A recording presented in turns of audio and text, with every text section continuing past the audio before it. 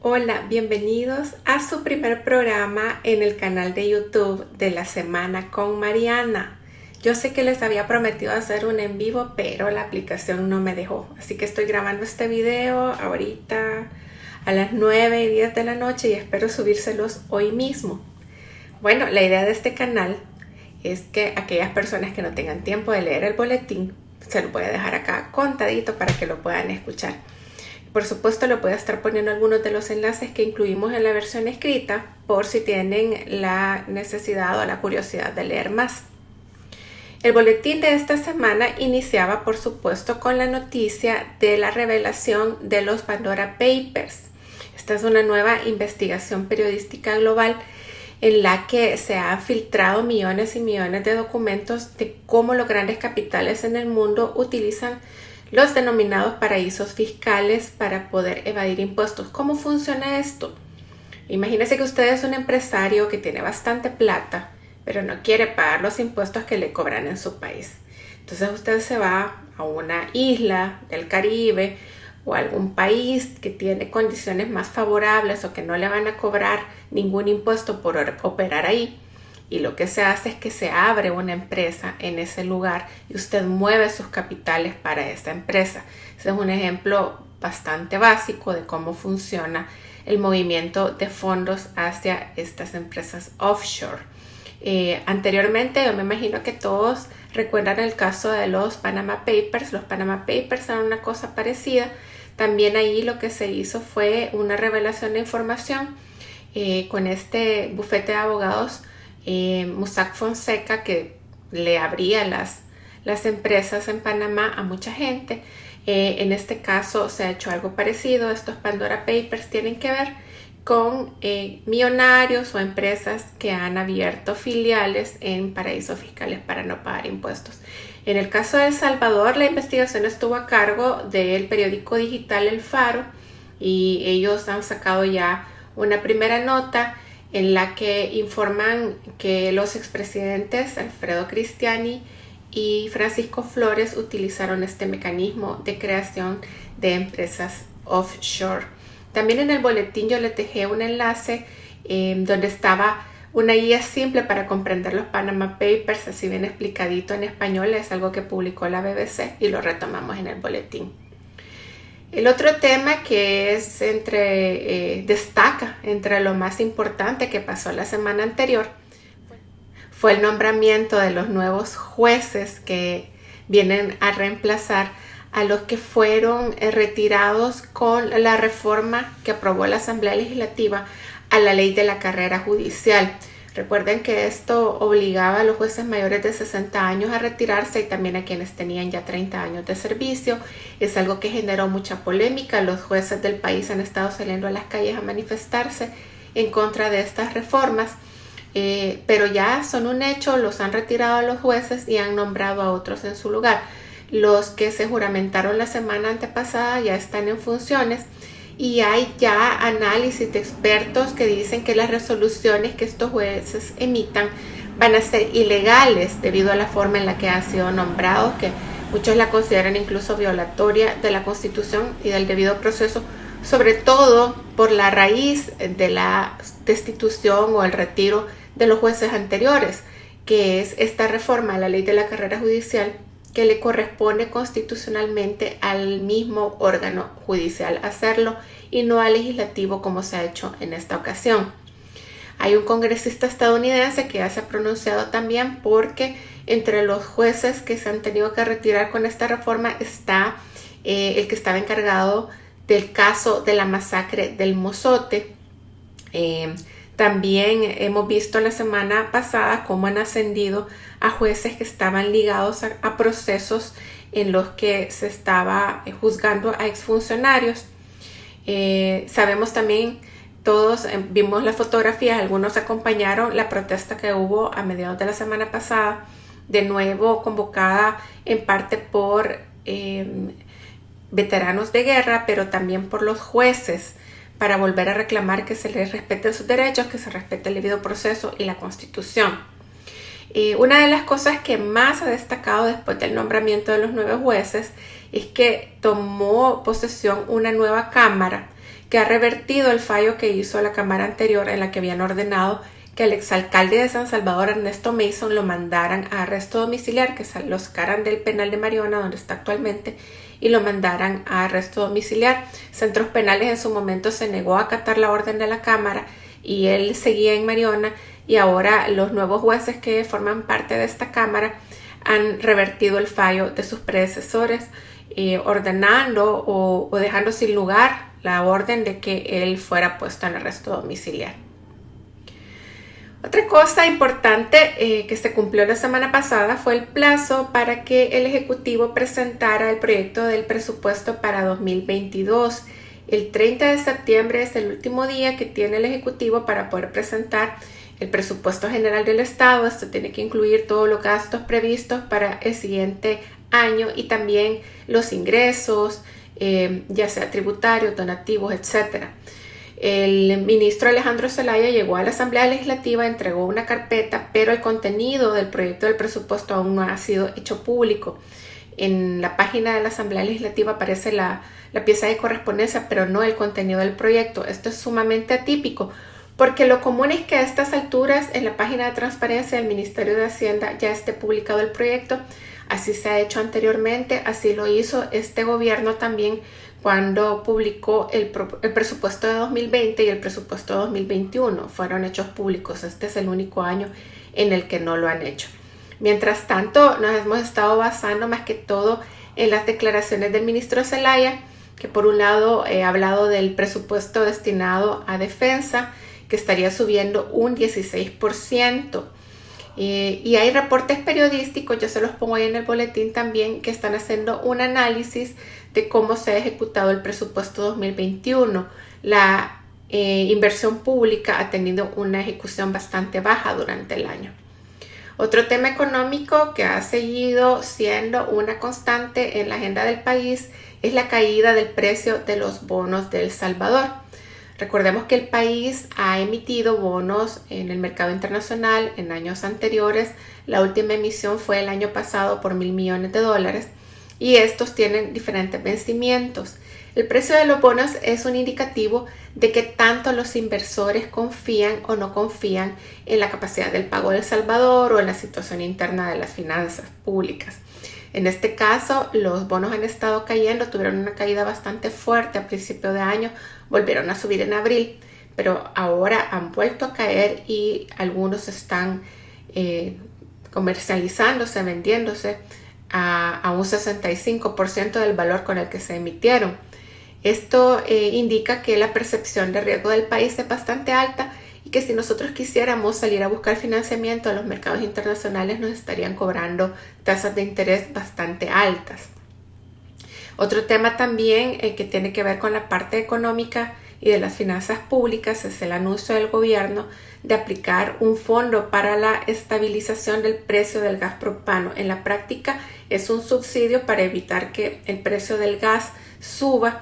Un poco de contexto: el precio del gas es uno de los pocos precios que son controlados en El Salvador, son regulados. Anteriormente los gobiernos hacían esto de entregarle dinero a las gaseras para que éstas le vendieran a un precio bajo al consumidor.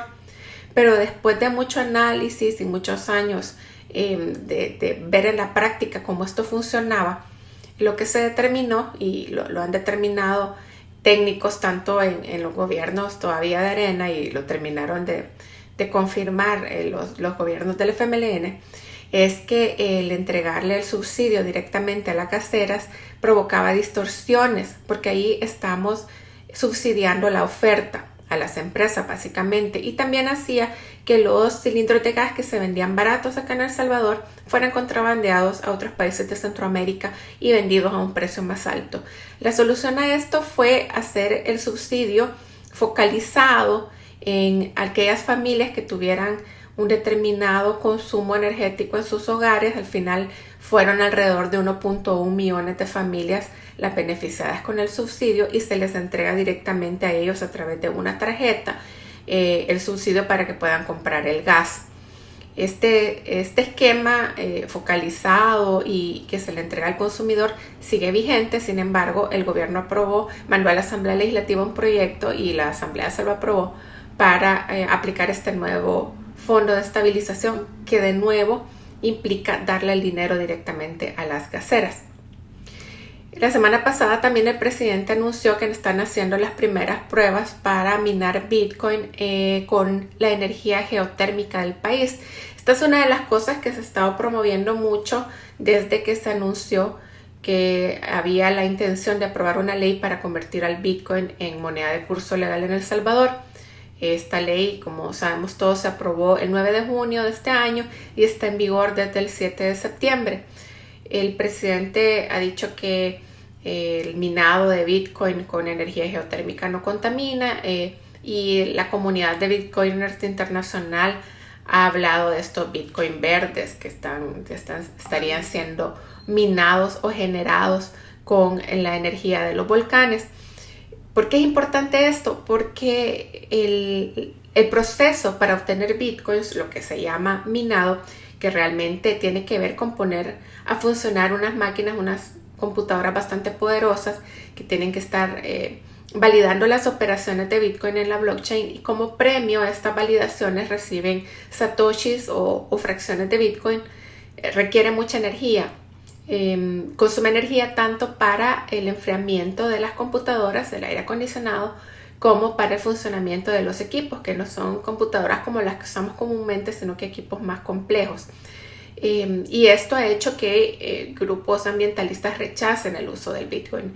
En este caso se está hablando de que va a ser una alternativa sostenible. Internacionalmente llamó mucho la atención la noticia, pero localmente se han hecho cálculos de que para minar esos $269 que publicó el presidente se gastaron unos $4.672. Entonces por ahí todavía está por verse cómo esto puede llegar a ser un negocio redituable. Otra observación que han hecho especialistas es que el minado de Bitcoin puede hacer que se encarezca el precio de la energía para todos los demás, y esto tiene una explicación bastante sencilla, digamos. La energía geotérmica tiene años de estar produciendo un 23% del total que se consume en el país. No ha habido aumento en la generación geotérmica. Con los pozos y las turbinas que están funcionando en estos momentos alcanza para eso, para cubrir un 23% de la demanda. Si una parte de esta energía geotérmica deja de inyectarse al consumo de los hogares y las empresas del país y se canaliza exclusivamente para el minado de Bitcoin, esta proporción de energía tiene que llenarse con otras fuentes. En El Salvador tenemos energía hidroeléctrica que sobre todo se puede producir en gran medida cuando es la época lluviosa. Tenemos también otro tipo de energías renovables como la fotovoltaica y otros proyectos con biomasa, pero lo más fuerte es la energía hidroeléctrica y esta proporción segura que tenemos de energía geotérmica. Cuando hay faltantes o necesidad, lo que se hace es encender los motores térmicos, las generadoras térmicas que utilizan búnker, un derivado del petróleo que por tanto es más caro, es energía más cara y también un poquito más contaminante. Así que si se empieza a utilizar la energía geotérmica, que es más barata y más limpia, digamos, para el minado de Bitcoin, esa proporción de energía que no se estaría consumiendo o no se estaría inyectando para el consumo del país tendría que llenarse con otra fuente. Otra de las opciones que se han estado utilizando en años anteriores ha sido la importación de energía de otros mercados, por ejemplo Guatemala, que nos la vende más barata. Luego la empresa Athena, que ha sido la que proveyó los cajeros con los que está funcionando la Chivo Wallet, los cajeros Chivo, anunció que ha desarrollado una aplicación para que las empresas puedan pagar los salarios en Bitcoin. Yo les pongo un par de notas ahí en el boletín sobre la polémica que se ha generado con la mera posibilidad de que a la gente le paguen con Bitcoin. Al parecer es algo que todavía está generando bastante resistencia. Y también les incluyo una nota de una investigación sobre el uso de una de las oficinas de la Asamblea Legislativa para divulgar la aplicación estatal Chivo Wallet. Entre otras noticias nacionales, en la sección de breves, yo les pongo por ahí una conferencia que dio la organización Plataforma de Seguridad Ciudadana, que dice que la reducción en los homicidios en el país no ha sido gracias al Plan Control Territorial, el paro que decretó la Ruta 202 por amenazas en pandilleros, y al día siguiente de haber anunciado este paro, el asesinato de uno de sus motoristas.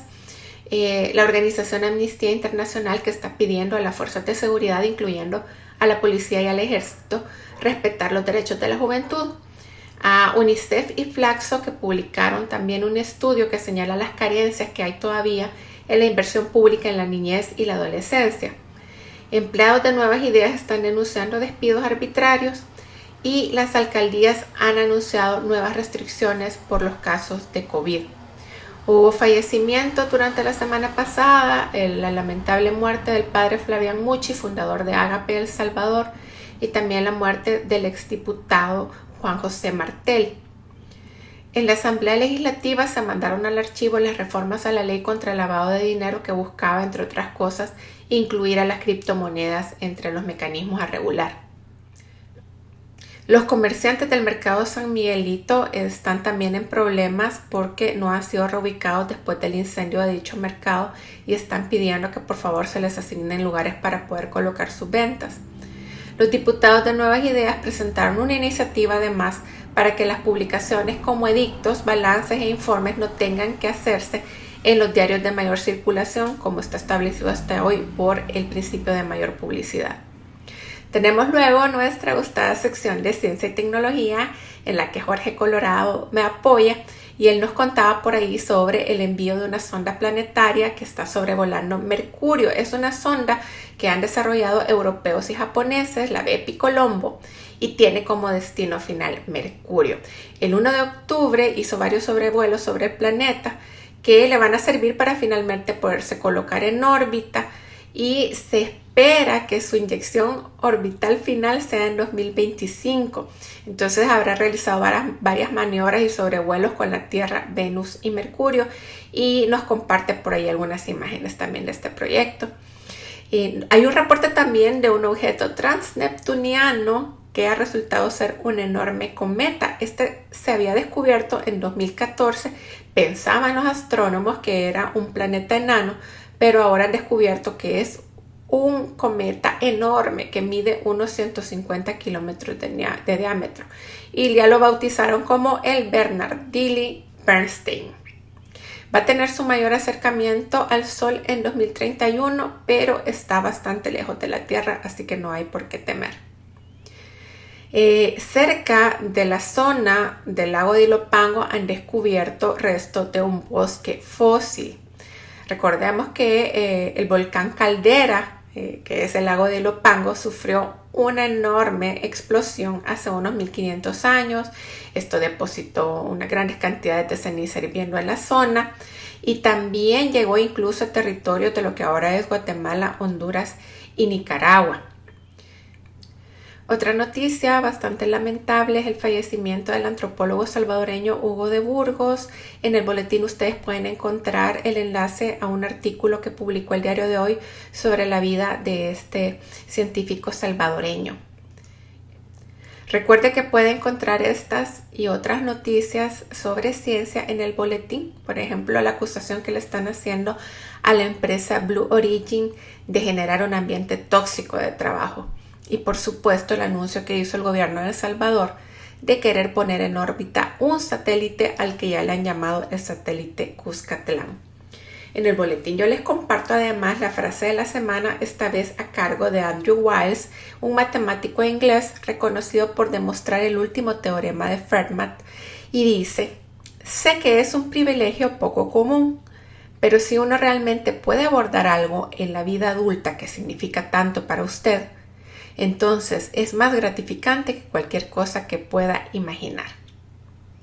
En su gustada sección Desmontando Chambres les contaba sobre la circulación de un documento que es una supuesta una supuesta propuesta de reforma de pensiones que la gente está temiendo que sea la que el gobierno ha anunciado para los próximos días. Sin embargo, ese documento tiene fecha de 2019 y no tenemos pruebas de que sea realmente lo que el Ejecutivo vaya a impulsar.